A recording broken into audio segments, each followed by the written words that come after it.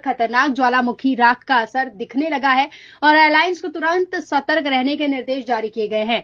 अरब सागर की ओर एक घना राख का बादल मंडरा रहा है और पायलट्स को साफ चेतावनी दी गई है कि इस क्षेत्र से बचे। अधिकारियों ने कहा है कि राख वाला ये बादल हवाई सुरक्षा के लिए बेहद जोखिम भरा हो सकता है और आने वाले घंटों में उड़ानों का रूट भी बदला जा सकता है।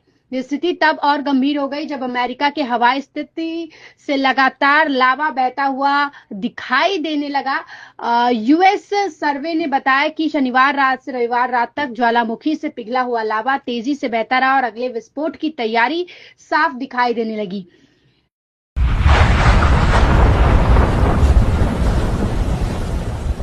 इथियोपिया का हेली गुब्बी ज्वालामुखी 12,000 साल बाद रविवार को फट गया।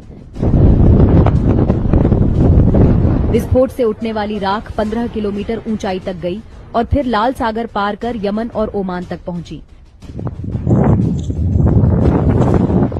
इसके कारण अभी तक किसी के मौत की खबर नहीं है, लेकिन दोनों देशों की सरकारों ने लोगों से सावधानी बरतने की अपील की है। भारत पर भी राख का असर देखने को मिल रहा है। सोमवार रात करीब 11 बजे यह राख दिल्ली के आसमान पर छा गई। India Met Sky weather alert ने बताया, राख का यह गुब्बार जोधपुर जैसलमेर की ओर से भारत में एंट्री कर चुका है और अब उत्तर पूर्व की तरफ बढ़ रहा है। कई और राज्यों में इसका असर दिखने की आशंका है।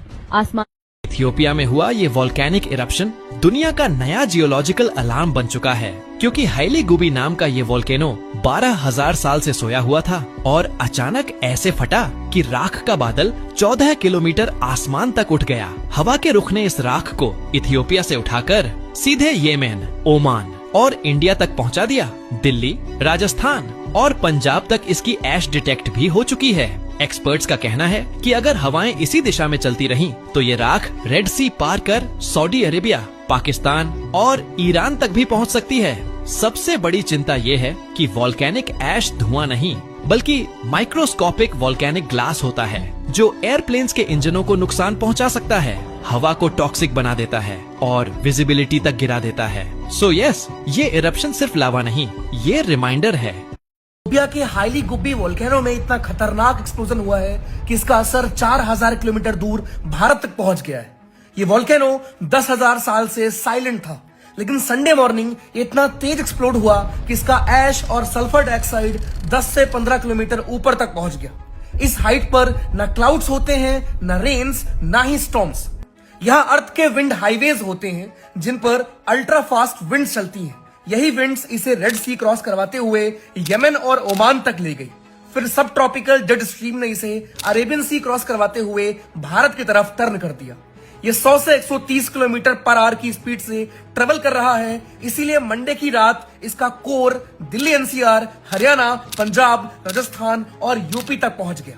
ग्राउंड लेवल पर पोल्यूशन में कोई खास इंक्रीज नहीं हुआ, क्योंकि ऐश अभी भी क्लाउड से काफी ऊपर है, लेकिन एविएशन सेक्टर के लिए रिस्क काफी हाई है। अगले 24 से 48 घंटों में ये Uttarakhand, north west UP, Nepal Terai से होते हुए बिहार और फिर बे ऑफ बंगाल की तरफ थिन आउट हो जाएगा।